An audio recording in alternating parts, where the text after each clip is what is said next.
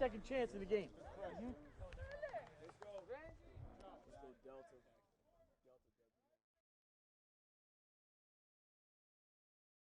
One of the things I want to look at today is our running game that we do with our spread offense. We've been a spread offense since 2009, and we've incorporated several aspects of our passing game and our running game mixed together with some RPOs, and some of that stuff I'd like to present to you today and see if you could find some of it that might be helpful to your program. One of the things that when looking at coaching situations, when looking at my situation maybe compared to your situation, I think sometimes we have the same title but we don't necessarily have the same job. So in looking at the PowerPoint there, Liberty High School is in the northwest portion of Columbus, suburb of Columbus. We are very affluent. This is a very wealthy community. It's a community that's growing in Columbus. Right now, as you see on the PowerPoint, we have 2,100 students in this high school, which was originally built for 1,600. So we're already bursting at the seams a little bit. With that, we're able to get quite a few of our guys out for football. It's a unique environment. It's not what you would say maybe is your typical football environment. Community. We're not a tremendous blue-collar community, but at times we get our kids to play like we are a blue-collar community. So presently in the high school that holds 2,100 students, we have 145 of those young men out for football, 100 9 or 10 through 12, and then usually somewhere in the range of 40 to 50 freshmen. So we're real excited where we are. We have a lot of kids that do well academically, and then we've also had a few kids go on and play at the next level for college. So that's a little bit about who we are and our background here at Liberty High School is very simple. I'm the only coach that this school has had. It opened in 2003 because of the growth in the area. So for the past 16 years, we've been all that we've had. And we've seen a lot of different types of offense. When we first started, we ran a version of the wing T, and then we started to spread it out a little bit over the years, and eventually ended up with an air raid scheme offensively that we felt best suited some of the players we have. Now, with saying that, I do believe that kids will adapt themselves. I think sometimes some coaches may get a little bit caught up to, we have to adapt our scheme to our players all the time, and that is true, but I think sometimes, kids will adapt also. When I first started this, we hadn't had a quarterback throw for, 500 yards, let alone over 1,000 yards. And it's kind of like that old baseball adage, if you build it, they will come. We found quarterbacks coming out of the woodwork once we started throwing the ball a little bit more. So in keeping things simple, which is really our philosophy here, even though we have a lot of really smart kids that do well academically and test well, we want to keep things on an elementary level when coaching our football program. So our running game, we approach it from an elementary level, and we start with our offensive linemen. And the key thing that we want our offensive linemen to understand is very simple, that 5 guys can block 5 guys. And so we start with that, and I want our linemen to recite that back to me in every situation we see, whether it be a practice, in a game.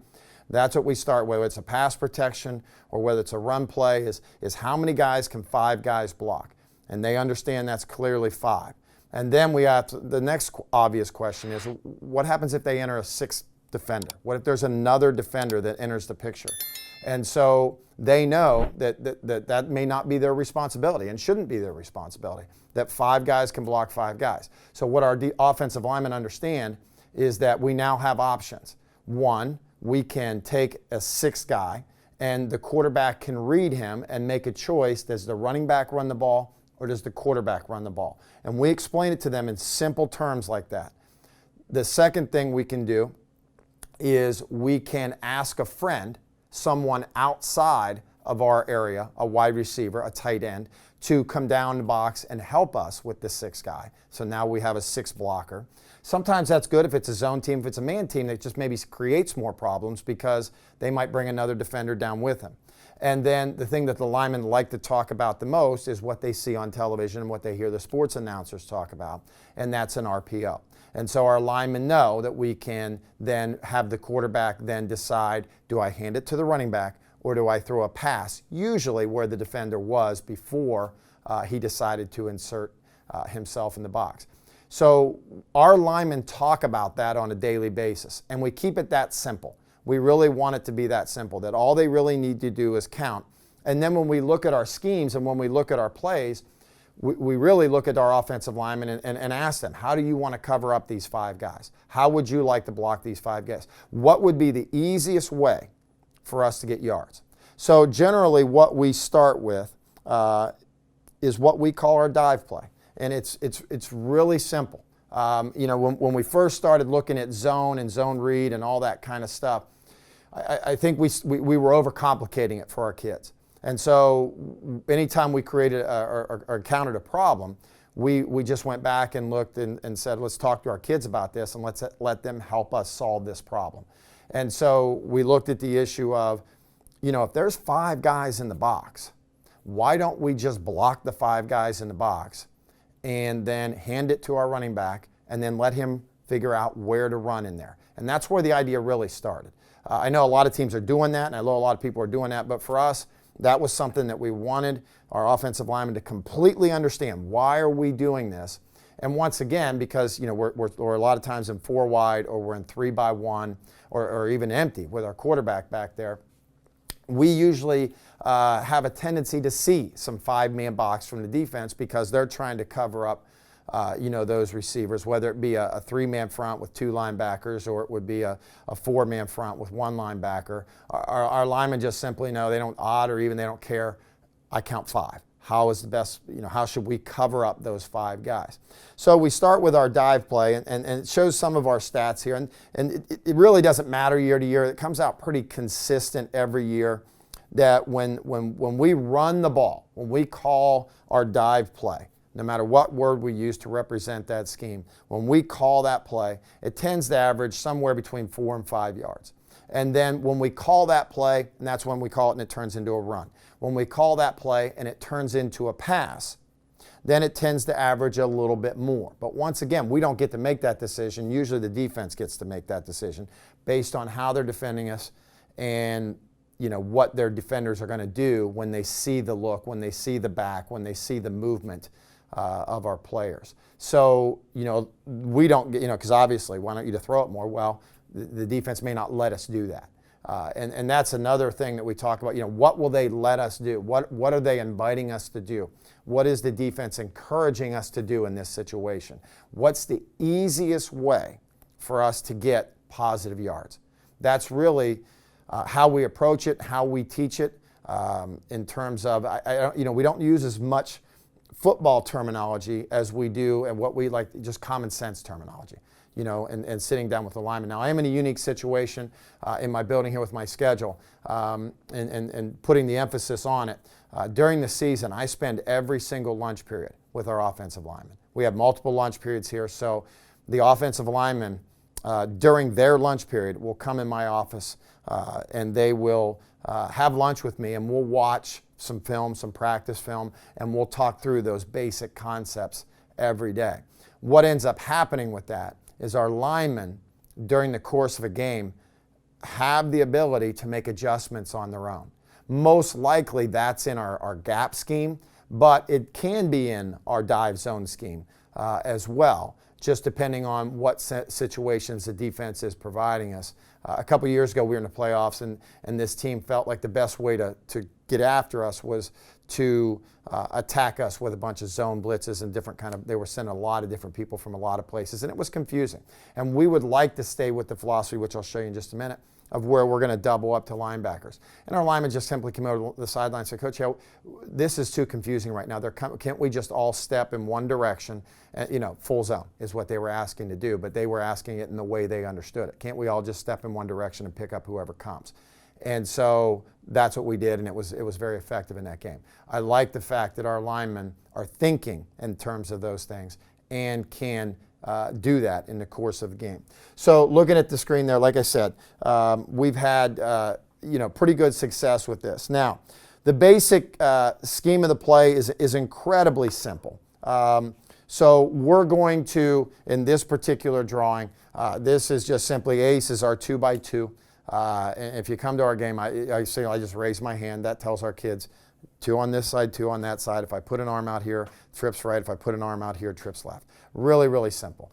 Just tells us which side to go, or we norm. If they don't see anything, if I'm thinking, then the guys, the H and the Y, as you see it there, will go to the hash. The Z and the X will go to their number. And it's just that simple. So there's times I don't even give them a formation because I'm thinking play, and they just go to those landmarks anyway. And it keeps it incredibly simple. Once again, that's a huge theme for us. All right, so looking in the box, we see the 5 offensive linemen there. For the down linemen, this is real easy. So this is dive right. Now, where we might be a little bit different than people is our approach to what we want to do with this play. So once again, keeping things incredibly simple for the back. We want the back to see one thing at a time. Now, these things may happen in fast movement, so we want them to focus on one area. So the area that he's going to look at here would be the play side guard, all right, because that's where the double team could develop. At the play side guard, he's going to look for the head placement of the defender. If that head placement is outside, then he's going to work A-gap, front side A-gap to backside. If that head placement of the defender is inside our guard, then he's going to continue to flow and work the other direction over top. I'm not sure if other people teach it that way. It just made sense to our people. The other thing you'll see when we get to our passing game, and then you'll see clips here where our back didn't do a great job of this because it's really hard to get them to do it, and our running back coach knows this is important. One of our staple plays is our stick route. In our stick route, our back needs to be lined up foot to foot with the tackle because he runs a really important route. So to our running back coach, I always say, if the back can run the stick from where he's at, then he's lined up correctly. Figure it out in terms of his steps to time him up for our dive play, our zone play, our gap scheme, whatever. Figure it out from that spot. But I want the defense thinking on every play, this kid could run the stick route right now, and that means I got to go. Or the arrow route, I guess, would be for the back in the stick package. So that's what we want them thinking in this particular progression or alignment. And so that's where we start with everything. So that's where the back's alignment should be. So he's working front side on that. Now, the offensive lineman, if you're on front side, you are going to step, and we do all the same drills. You know, we step over boards, you know, we work down boards, but we're going to go head and hand placement on the inside number. Inside number. We are not trying to reach around to that guy. We're going to let the defender decide that. So we're going head and hand placement on the inside. So we're going to, on our dive play, on our inside zone, we're going to attack the inside number. Now, if it's stretch or we're working the ball outside, then we'll work to the other ones, and that's a whole different presentation. But what we're talking about here, we're going to work to the inside number. They're going to take a basic position step with their right foot, working towards, if we're working dive right here, we're working towards the toe, the outside toe of that, but it's only going to be a 4-inch step of the defender. Then the second step, and this is consistent in almost every play we run, the second step is trying to work to the crotch. But once again, it's only a 4-inch step. And then with head and hand placement, we got the head just slightly above in that area, you know, shoulder pad just above that right number, or that left number, the closest number. And then we're going to punch that hand, that outside hand up in. So head and hand placement. Our linemen hear that all the time in that position, because if the guy angles across, that's okay, but then that's going to tell the back that I'm going to keep working a different way, and then that obviously tells the center. So in the center's position here, he's the one that's uncovered. If we're facing an odd front, then the uncovered guy is obviously going to be the 2 guards. But in this case, it is the center. So the center is going to work that 3 technique as if he is trying to reach him as well. So he's going to work the bucket step, traditional lineman step things that we do. His goal is to be back square with the guard 3 steps. 3 steps. And he's then going to climb if there's nothing there to work the double team. If the guard's working one-on-one and has great hand and head placement on that defensive tackle, then that center's just going to work up to the linebacker. All right, so he's responsible for that linebacker. So in his vision, on his first step, what he needs to feel is that near knee of that 3 technique coming to me. If it's not, I still feeling that linebacker, now I can probably feel that I'm going to work up to that linebacker and be part of that. And sometimes the linebacker goes, you know, the other way, stunts, and that adjusts things, and that gets a little more advanced. But we'll get a chance to talk about that in some of the clips that we see on how that works. So backside. Backside is not a whole lot different than front side. One key thing that is different, so this would be the backside guard, backside tackle, left guard, left tackle in this situation.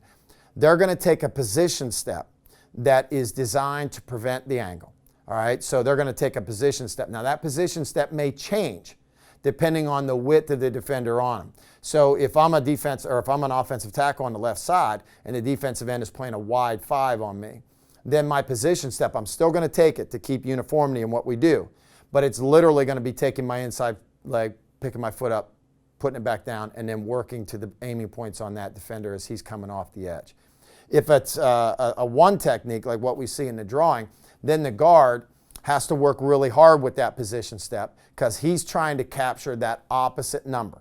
He's trying to get to that opposite number. So for him, I guess that feels a little bit like stretch away or stretch to the opposite side in working that opposite number. So he's trying to get to that number and get head and hand placement on that side. Doesn't always happen. And once again, our back is going to feel that. That would be a secondary read for him, and then he'll make a cut off of that. So as we look at some of these drawings, this is simply just dive left. Once again, we have the 4-man front, and the offensive linemen are working the same exact thing here. So our guys, our offensive linemen in drills, they spend a lot of time on the boards. That's a big thing for us. We have a pull drill that we do that has part of our gap scheme.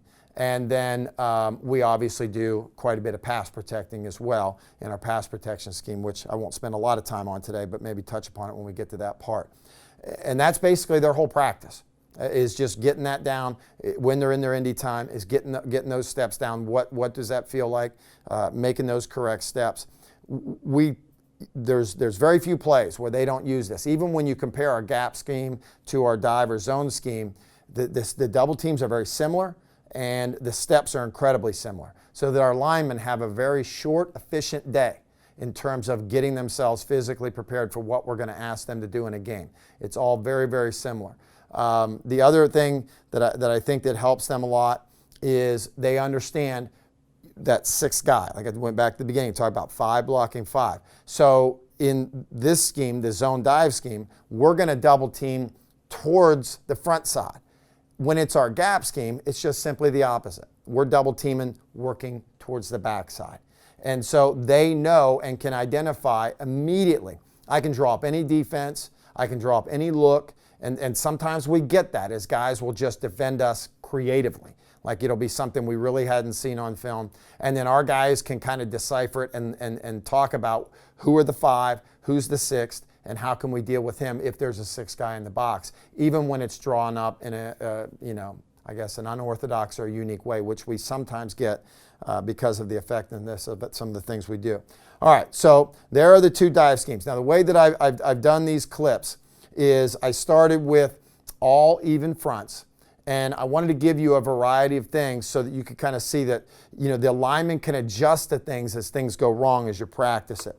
The one thing that we do communicate to our back, because there's always going to be that situation that just simply gets awry.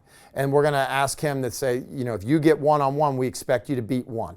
We expect you to break through 1 arm tackle. We expect you to beat that situation. Now, our goal is to provide those as few as possible, provide those opportunities. But there are situations, defense coordinators are really smart.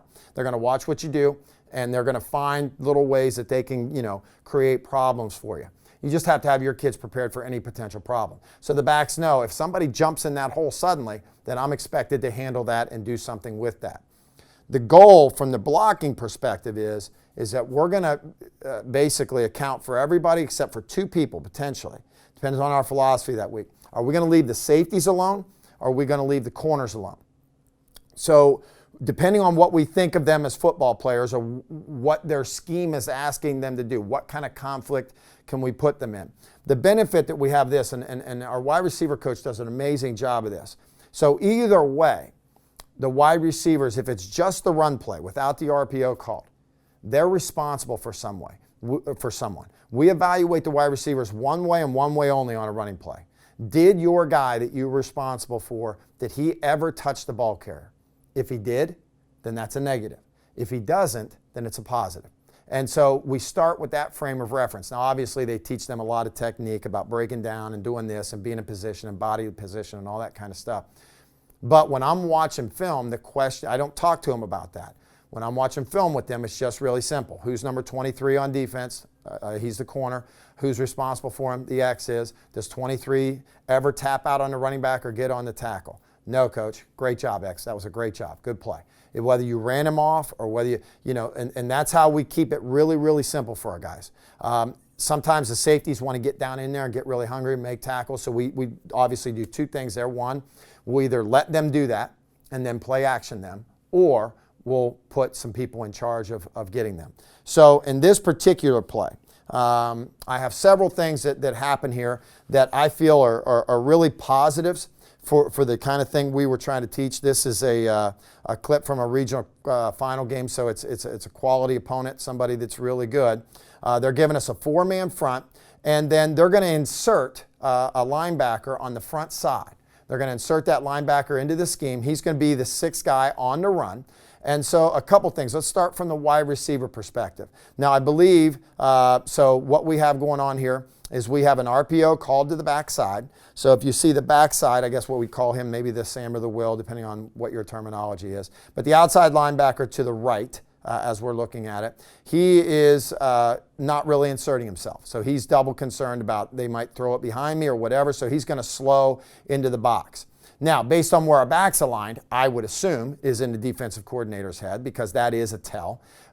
You see the outside linebacker on the other side, he's going to be a little more aggressive. So from the wide receiver perspective, we're going to go after the corners. And so you see our guy on the front side, the X, and he's breaking down. He's thinking one thing: is my guy going to make the tackle? Never touches him. And his guy does end up making the tackle about 30, 40 yards downfield. So we'll talk about that. And we'll see that, did you get your job done or no? Even though that's really challenging. But the insertion of this backer creates a problem for our inside receiver. So what we tell those guys is, if you can't block a guy, don't block him. Go to the next level. Go to the next level. We don't want the penalties in this situation where guys are coming down and hitting guys in the back. So immediately you'll see our wide receiver here. He is going to go, because that's who he's assigned to, is number 2. So he's going to go inside looking for number 2, but number 2 inserts himself into the box, and he knows that's not my problem anymore. I'm going to climb up and I'm going to work on this safety. And so now that receiver's being graded on, did that safety get a touch on the ball carrier? Although his block wasn't great, I'm not sure that his guy touches the ball carrier, so that's a win for him in film. All right, so that's basically how we evaluate it. And our receivers, they do a really good job. They keep track. They keep track each week, and that's how they get after each other in a fun way, is whose guys, and we talk about that in, taking pride in our running game. We never talk about it in terms of that.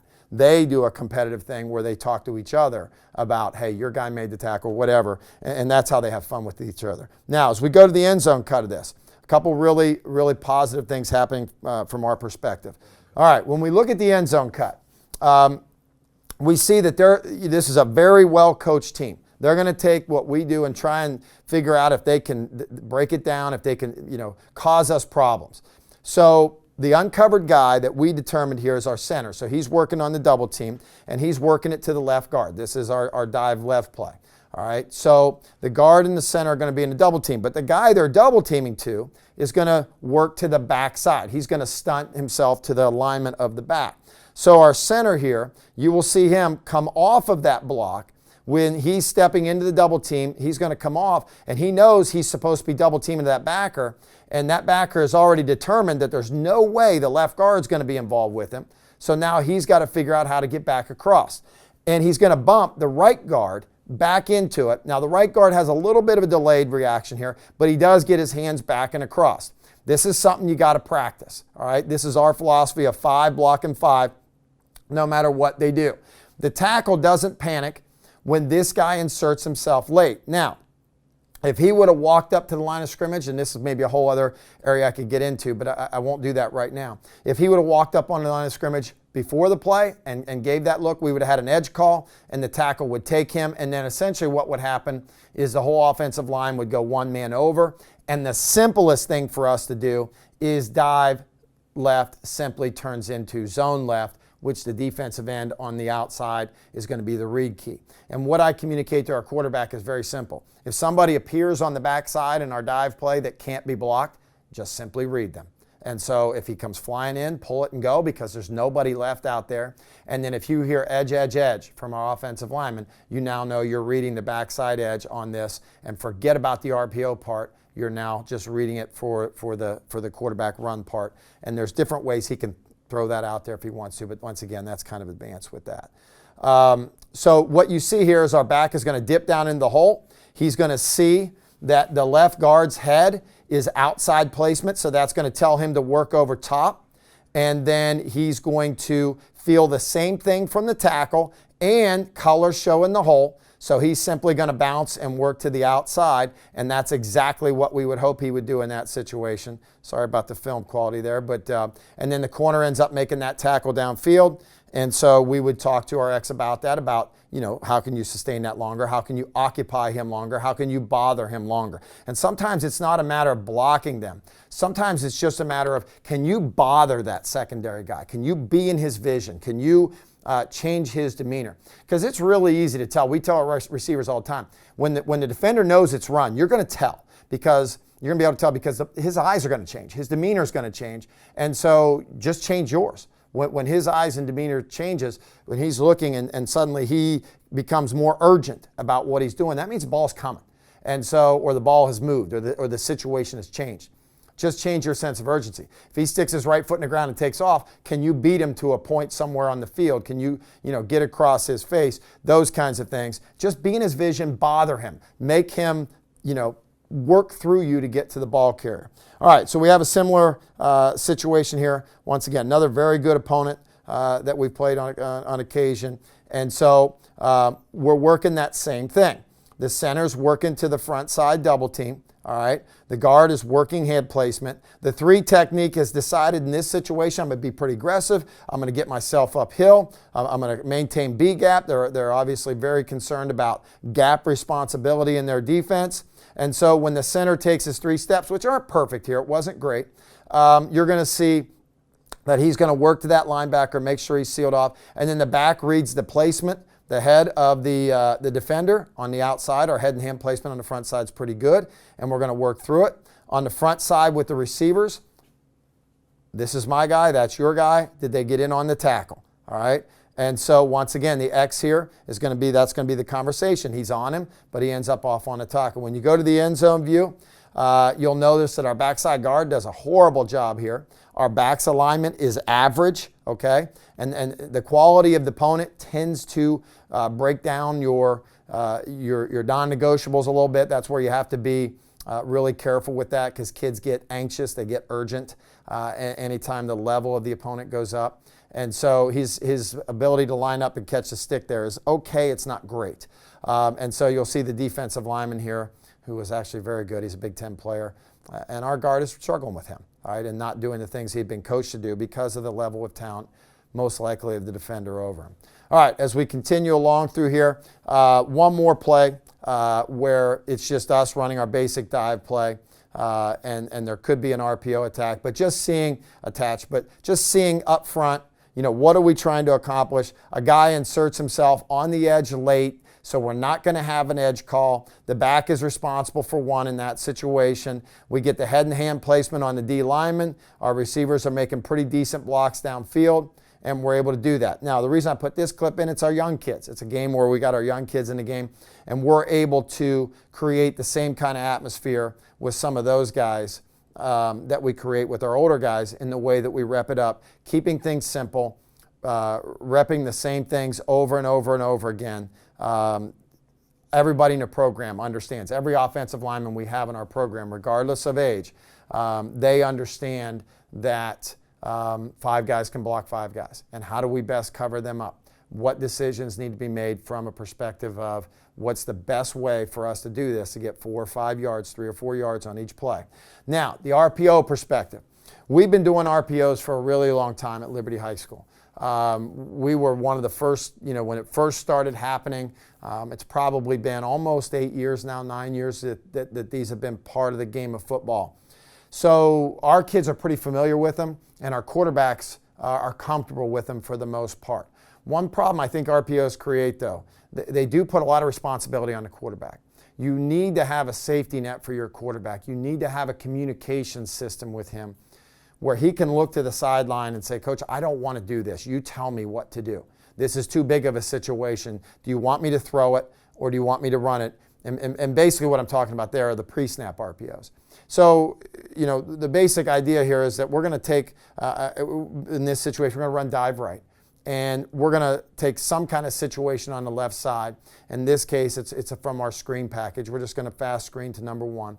And the quarterback, is it easier to get 4 yards there, or is it easier to get 4 yards in the box? Pretty simple thing. If your quarterback understands what you're trying to achieve, if you understand how cornerback, he can usually do that pretty simply. But sometimes, games get tense, and quarterbacks, they're not as confident as they sometimes appear to be. And you want to give them that safety net. If you want, just go to your baseball guys. Your baseball guys have a billion signals. They can work with you and show you how you communicate with your quarterback. I think there's times that our quarterback communicates with me, and I don't think anybody in the stadium knows, because neither one of us has changed anything about our normal football posture and stances, but our normal football and postures and stances mean something in a language that he and I only understand. So in this particular case, we're actually running dive to the left, I'm sorry.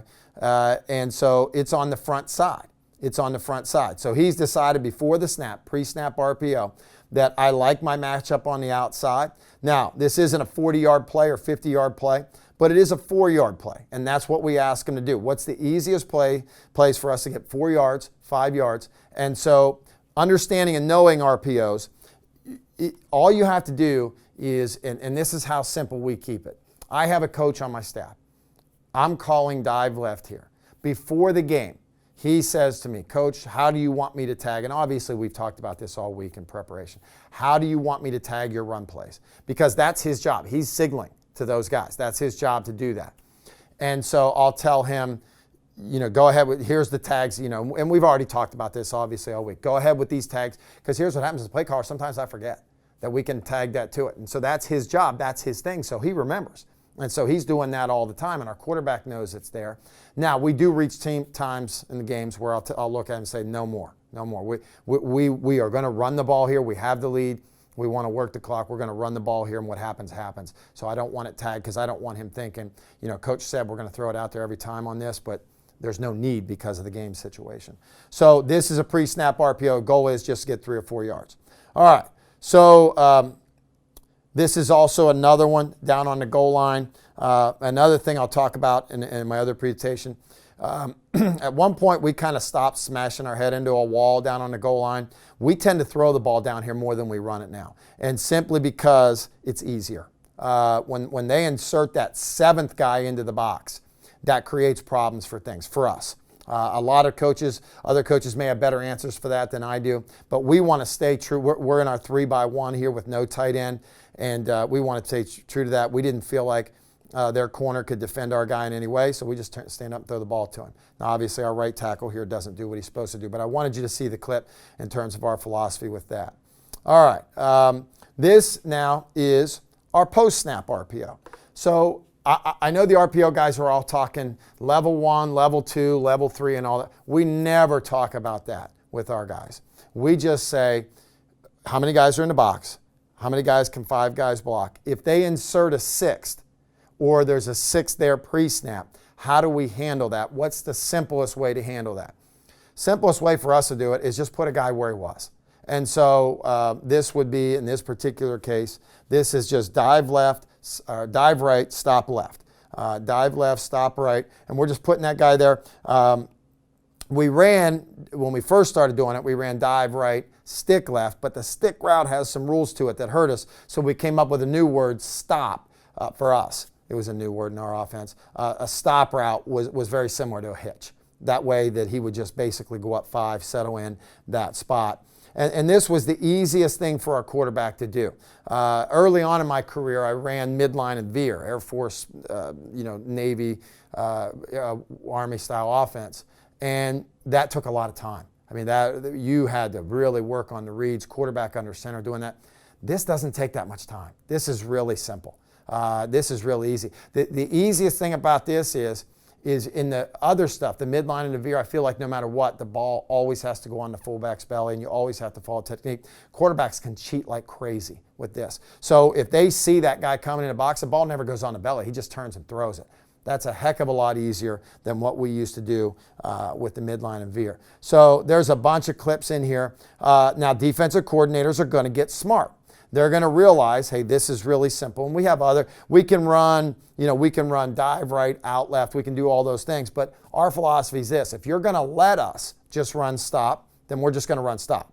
There's obviously you can bring your safety down and jump on that route and do that. And I'll show you one clip here that we have in a few minutes that'll do that. But you'll have clip after clip here where we're just trying to get the ball to the best athlete. Do I hand it off to this kid and try and get 4 and 5 yards? Do I look out here and read this? So obviously that's tagged, but getting the ball in our best athlete's hands as often as possible is really our goal here. So you can just see the linebacker there. He's going to jump in really quickly. I don't think that it gets much simpler than that or easier than that. So this is not a complicated thing. Once again, difference between a pre-snap, post-snap RPO for us. So I'll show you a couple more clips of this, and then we'll move over to the gap scheme. Well, first we got to look at odd, then we'll move over to our gap scheme. All right, so just a couple more clips of our guys going through. This is a very, very good football team. They've won a couple state championships down here, and they're trying to jump around and show us as much window dressing as can. But at the snap of the ball, the 6th guy entered the box, so we just end up throwing behind him. All right, so I'm going to jump ahead here. So a couple more clips. Sorry about that. Oh, here's the play I was talking about. So rolling the safety down, every coach is smart enough. It's a similar idea, hitch and go. All right, so now we're completely off the RPO. We're going to give the RPO look. We're going to feel hitch and go, and then we're going to try and get over top of that safety coming down. So just a tag off of your RPO to where you can get an athlete in space and make a big play, especially if that safety's coming down and he starts, once the linebacker goes in the box, now the safety's blowing up the guy. So you could run out there or you could double move him and try and get a big play downfield, which, that's obviously a good thing for the offense to do. All right, so now when it's odd. Okay, so we're back to the same thing.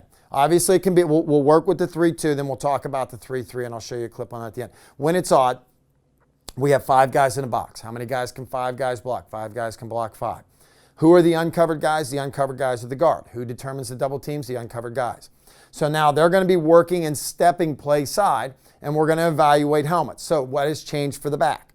In this particular case, the back is now looking at the block of the center. Okay, that's the head placement he's looking for to tell him, do I push front side or do I go back side? So the double teams that we would have here is the right guard is going to step and he's going to try and work to get his head and hand placement on that 5, that outside, whatever you call the defensive end lined up on the tackle. If that doesn't show, if that knee doesn't show, then he's going to climb up to the backer. The left guard is going to work the same exact thing. Backside is going to take his position step, all right, because he's now still backside and covered. He's going to take his position step, and he's going to work that side just like he would if it was an even front, so not much has changed for him. If we have a 6th guy insert himself on the edge, we get edge call. Everybody works basically a guy over, and it's basically turned into zone for our quarterback, and our quarterback knows when I get this, I got to read this backside defensive end. All right, so when we see that, that's what we're trying to get from our odd look. Probably the simplest thing to do here, since I've already talked about the receiver stuff, I've already talked about the other aspects of it, is just go right to the box and see the little differences that we make here. So checking the sideline like everybody does, you signal in a freeze play and do all that. So we're going dive left here. Okay, we're working dive left, and we're working our double teams. Okay, our guys, a lot of times they like to get that feel of that hand out. All right, that hand out. Do I see that? It gives them, they feel like it gives them a little bit better vision. So you'll notice the head of the nose, all right? The center here probably didn't take a great step. The one thing, if they take what I call a step around step, they get coached. All right, they get coached on that. That's not what we want. We want him stepping on the near, or that toe on that side, and then second step to crotch. And his head and hand placement, he's trying to get the inside number. This is almost a step around. And so the centers really have to work on this. But what's the key thing for the back? I got head placement where that tells me go over top. And then I'm going to work that side and work that gap. He probably could have spilled that a little further, and then we can see the outside linebacker working in there, so the outside view would have to tell us what exactly happened in that place. But, working the easiest way to get 6 yards. Another look that we tend to do that helps our double teams, and I'll go to this cut again, we call our narrow look, and that just brings our receivers down in. And the thing that we can do here is our front side will stay the same.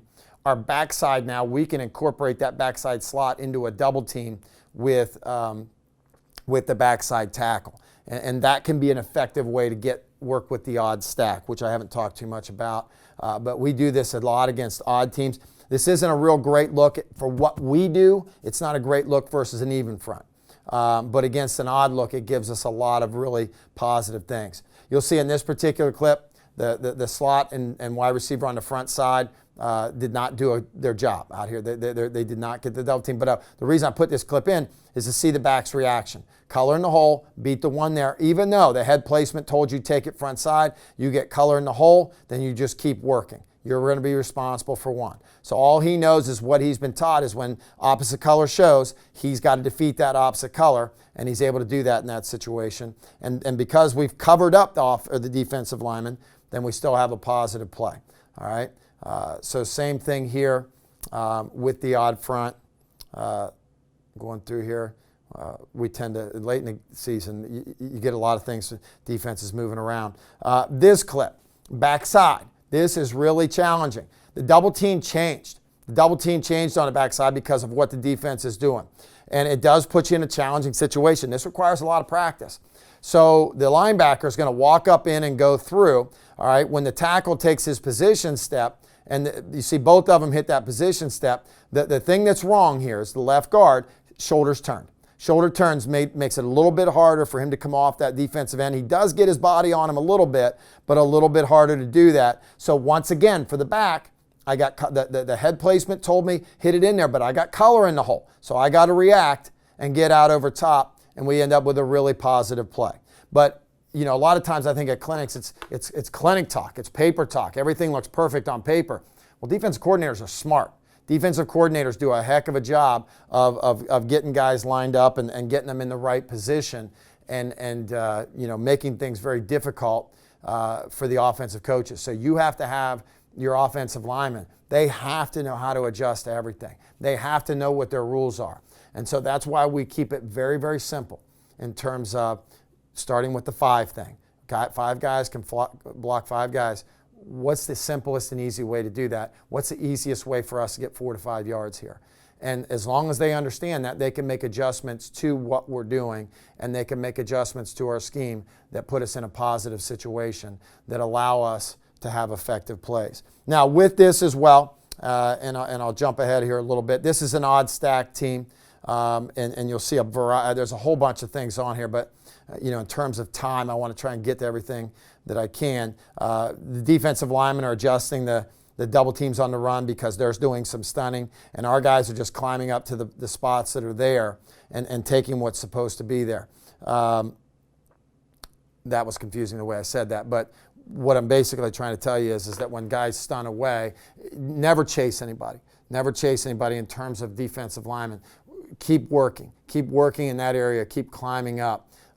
When they're going across to the other side, somebody else has got to come. Somebody else has got to take that spot. And a lot of times we'll let guys stunt themselves right out of the play. And that's probably a whole other clinic talk. This is probably my simplest one that look, and this is a quality opponent, but they're working the 3-4 against us. And this is the clinic talk play.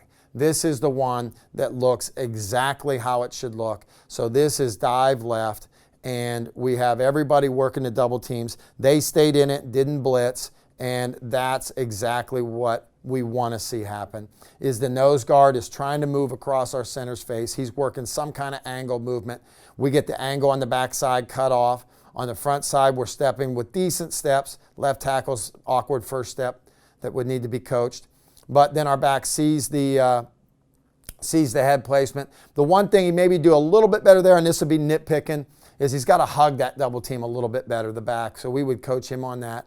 He can clearly run the stick from there. But now the ball is into the safeties. Safety's got to make tackles. When safety's got to make tackles and defend play action, their life becomes very difficult, in my opinion. And so that's a good quality clip for us to see on that one. And then here's just us, same RPOs we just talked about with the 4-man front, just simply doing the same thing. So 5 guys, you'll see them inserting the 6th guy on the front side, and then they're kind of insert a guy on the back side as well. So what's the easiest way? We're just going to pull and throw. Once again, post snap read, pull and throw here to get it to the outside. And then one other little clip I'll share with you here because it's a lot of the same there. This is pre-snap. Okay, so this is pre-snap with the odd look. So he's just simply going to look. Okay, he's going to look, and he feels like that's the easiest way to get 5 yards. So we have a hitch route on the outside, probably run our smash package here. And so he's taken, so it'd be dive left and running out on the backside.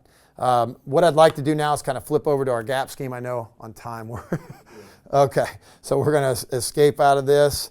Okay, guys, so looking at our gap scheme, the only thing that's different in this is we're double teaming to the backside backer. That's the only thing that's different. So if it's a 6-man box, it's going to be doubles team to the backside backer. If it's a 5-man box in some capacity, or if there's 1 linebacker, then we double team up to the 1 linebacker. So when we look at these clips, and I won't spend a tremendous amount of time here, this is our ace, our power right scheme. In the drawing, there's a 6-man box. So the double team's going to work to the backside. The pull drill that we teach, one other thing I want to add in, every lineman in our offense learns to snap, and every lineman in our offense learns to pull. They learn to pull. There's 2 different pulls we have. There's a tackle pull and a guard pull. They're different. And so every kid works them. We've had a unique situation, not to stop and tell stories, but 2 years ago in the regional finals, we lost 2 centers in the first half. And so it never happens. But one thing I will advise you, teach your backup center, if he gets hurt, his job is to lay on the field as long as he possibly can, because if whoever's next, they need a couple practice reps. So he's to lay out there and talk to the trainer for a couple minutes to make sure that's happening on the sideline if you get to that 3rd center. But we want to make sure that each of our linemen can be interplugged so that instead of going to potentially the backup tackle, what the backup tackle is number 9 on the list, we want to put number 6, number 7, number 8 into the game. This gives us the ability to do that. And usually it's your older kids who can move to other spots, and the new kid can go to the spot that he's most comfortable with if they've been trained in everything. So double team working to the backside backer here. What do we do with the 6th guy? Same thing. We can read him and the quarterback can run.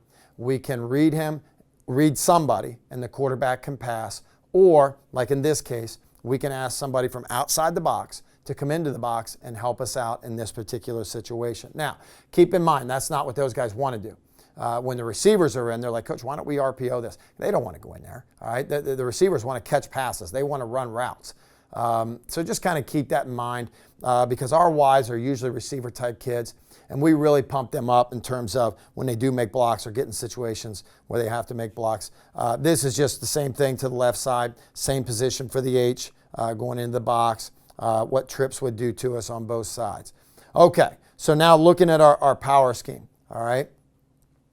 The Y is in a position, we've got a 6-man box here, all right? Our double team is going to the backside backer, okay? Our offensive linemen know and understand that's the 6th guy. We're going to work that double team. One thing that's really important on the double team, stay on the down linemen make tackles. Down linemen's, the 2 things that destroy the gap play, gap scheme, penetration, and then down linemen splitting double teams. So even if a linebacker makes a tackle for a 3-yard gain, we're okay with that as long as the defensive lineman doesn't make a tackle for a 1-yard gain or a negative. So we're going to really harp on stay on the double team as long as possible. Come off at the last second. If your eye control is good in working your double team drill, if your eye control is good, the lineman that's staying on should know he's got to adjust a little bit as the guy comes off, because he should be able to see that and feel that too. The linebacker is clearly going over top, for example, maybe a guard. I can feel that, and I'm going to try and work harder to get to that edge, the shoulder of the number of the defender. If he's coming under the block, then the tackle should feel that and be able to work harder to make sure that he's really covering up that guard. So in this particular case, you'll see us, and this is a scholarship level defensive end that we're kicking out here, and just a great pace. He's a little too deep, our guard, in this course. We really want to work on that first step. We got a couple little false steps there. So this was a point in the season where we're still working on it and getting there. Sorry, the end zone view of this is just not good. But you'll see those steps take place. Working that pull drill every day where they're stepping over a board and pulling as fast as they can. That really helps them in that situation to be better at that. And then for the back, so definitive rules for the back. When he sees his only eye, his eye control is the guard, the pulling guard. What is the pulling guard's butt doing? If the pulling guard's butt is in the hole, then he stays in the hole no matter what. That means that the guard is kicking out.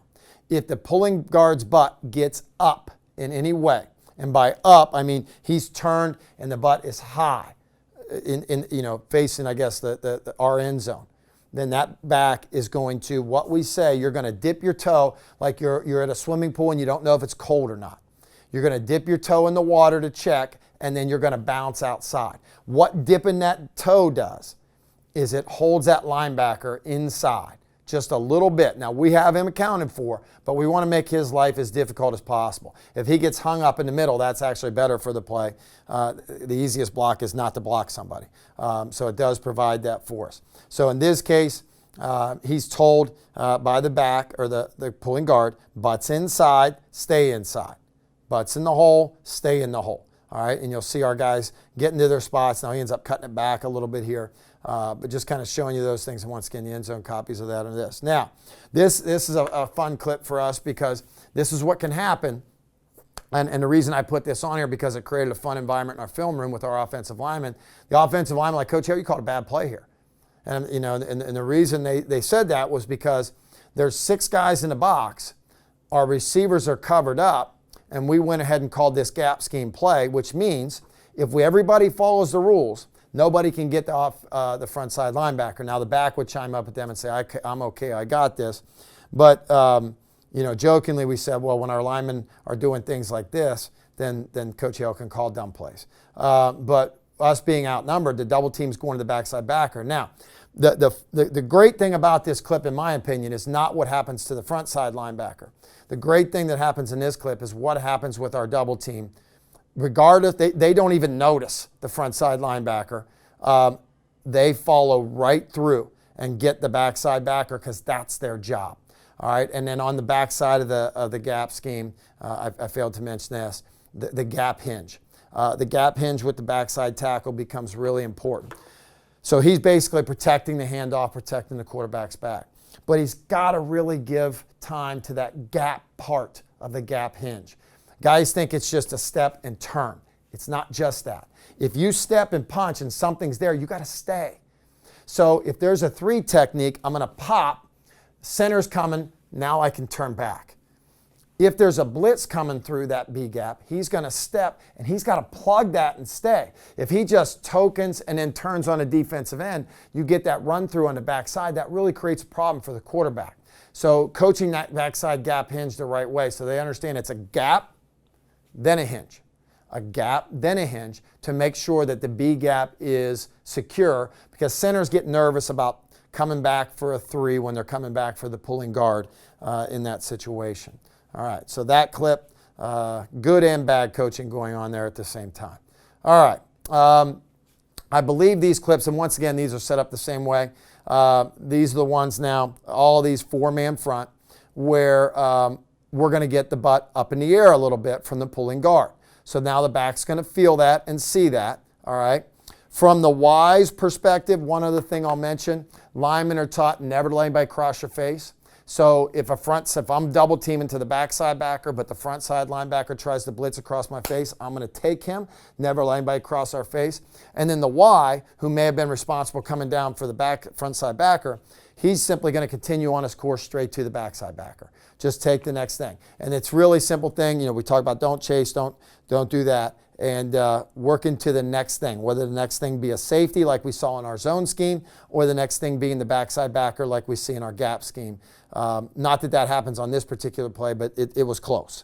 It was close. So when we go to the end zone cut of this, which is probably the better cut, you'll see the guard, for the back, the guard really has to study what's going on with the guard. He can tell from the angle of everyone, because what is this defensive end trying to do? The defensive end's trying to do that. He's not good at it in this particular case, but he's trying to get down and do that wrong arm, which is going to allow the play to bounce. We're okay with that. We want that to happen because it allows us to get the ball to the outside. The offensive guard just knows he's got to cover that guy up. So if he takes you out with a wrong arm, that's okay. Just be with him. Be with him in that. Try and, get down at his level, low with him. Obviously, we can't cut anybody, but we want to be down close to his level with him. And if he takes us out, that's okay. That's okay because the ball will just end up doing that and bounce to the outside. We're talking to our receivers again. Is my guy going to make the tackle? That kind of thing in the process there. So these clips all show a defensive end squeezing hard and us getting the ball to the outside. Okay. And then in the interest of time, I'm going to speed up just a little bit here.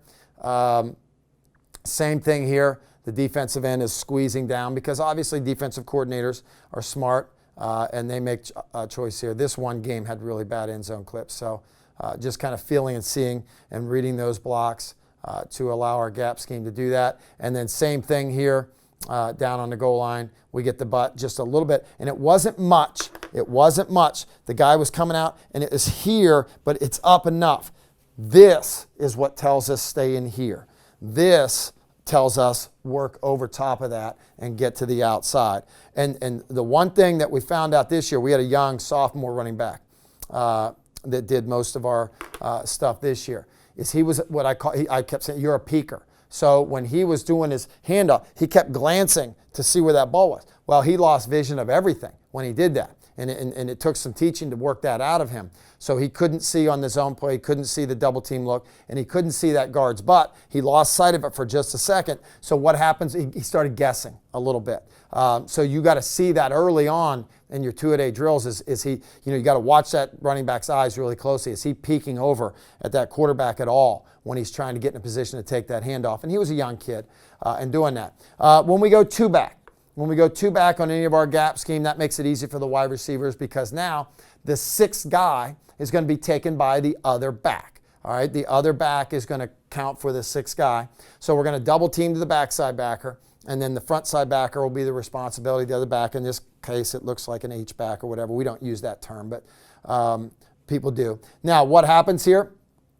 Our linemen understand what to do. The guy comes up and blitzes, so never let anybody cross your face. We get a high butt from the guard, so both backs, even the H back and the back in the backfield, they both have read that enough to know I work to the outside. Whether I got the ball or I'm blocking, I work to the outside and I take the next thing, which would be the backside backer. All right, the backside backer flowing over top, and we get our body on that. You'll see the gap hinge.